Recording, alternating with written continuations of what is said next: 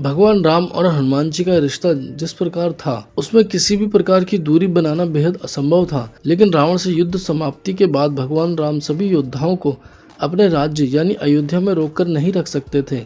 इसलिए लंका विजय के बाद श्री राम अयोध्या लौटे और उनका राज्याभिषेक हुआ। उसके उपरांत उन्होंने अपने सभी सहयोगियों को सम्मान सहित विदा करना शुरू किया। विभीषण को लंका का राज्य मिला, सुग्रीव को किष्किंधा का राजपद और अंगद को युवराज का सम्मान मिला। धीरे धीरे सभी अपने अपने स्थान को लौट गए, लेकिन हनुमान जी का कोई फैसला नहीं हो सका।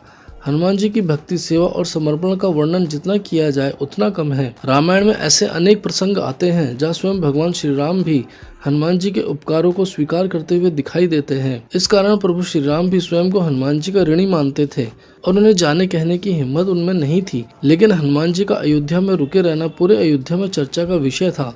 जब हनुमान जी अयोध्या से नहीं गए तो सबसे पहले माता सीता से कहा गया कि वह हनुमान जी से वापस जाने के लिए कहें, लेकिन माता सीता भावुक हो उठी। उन्होंने कहा, जब मैं लंका में अकेली और दुखी थी तब हनुमान जी ही प्रभु की अंगूठी लेकर आए थे। उन्होंने ही मुझे विश्वास दिलाया था कि प्रभु श्री राम मुझे अवश्य वापस लेकर जाएंगे। उस समय उन्होंने मुझे धैर्य दिया और आशा बधाई। ऐसे उपकारी पुत्र समान भक्त से मैं कैसे कह सकती हूँ कि वह अयोध्या छोड़कर चला जाए। फिर सबने लक्ष्मण की ओर देखा।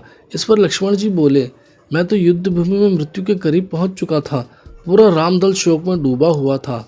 उस समय संजीवनी लाकर मेरे प्राणों की रक्षा हनुमान जी ने ही की। आज जो मैं यहाँ खड़ा हूँ वह उनकी कृपा से ही संभव हुआ है। मैं कैसे उनसे जाने के लिए कह सकता हूँ। अब बारी भरत की आई। भरत की आंखें भर आई। उन्होंने कहा, मैं पहले ही इस बात का दुख लेकर जी रहा हूँ कि मेरे कारण राम जी को वनवास मिला। यदि अब मैं हनुमान जी को भी अयोध्या से जाने के लिए कहूँ तो यह कलंक और बढ़ जाएगा। उन्होंने याद किया कि जब उन्होंने नंदीग्राम में प्रभु श्री राम के न लौटने पर प्राण त्यागने का निश्चय कर लिया था, तब हनुमान जी ने ही आकर उन्हें यह शुभ समाचार दिया था कि श्री राम विजय प्राप्त करके लौट रहे हैं। ऐसे उपकारी से मैं कुछ नहीं कह सकता। आखिरकार सभी की नजर शत्रुघ्न पे गई तो वे मुस्कुराकर बोले, मेरा तो उन्हें बोलने का कोई हक ही नहीं है, क्योंकि मैं तो सबसे छोटा हूँ और वो मेरे बड़े भ्राता के प्रिय हैं, जिन्होंने पूरे रघुवंश को संकटों से बचाया हो। उनसे ऐसा कहने का साहस मुझ में नहीं है। तब माता सीता ने श्री राम से कहा, प्रभु आप तो तीनों लोकों के स्वामी हैं, लेकिन आप भी हनुमान जी से कुछ कहने में संकोच कर रहे हैं। इस पर श्री राम ने विनम्रता से कहा, मैं हनुमान जी का ऋणी हूँ। उनके उपकारों का बदला चुकाना मेरे लिए संभव नहीं है।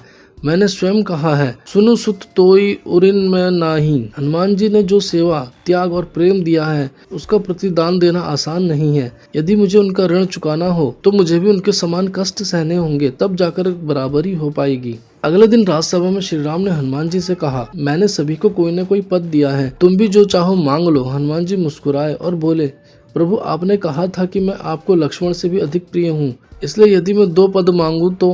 लेकिन श्री राम ने प्रसन्न होकर कहा, मांगो।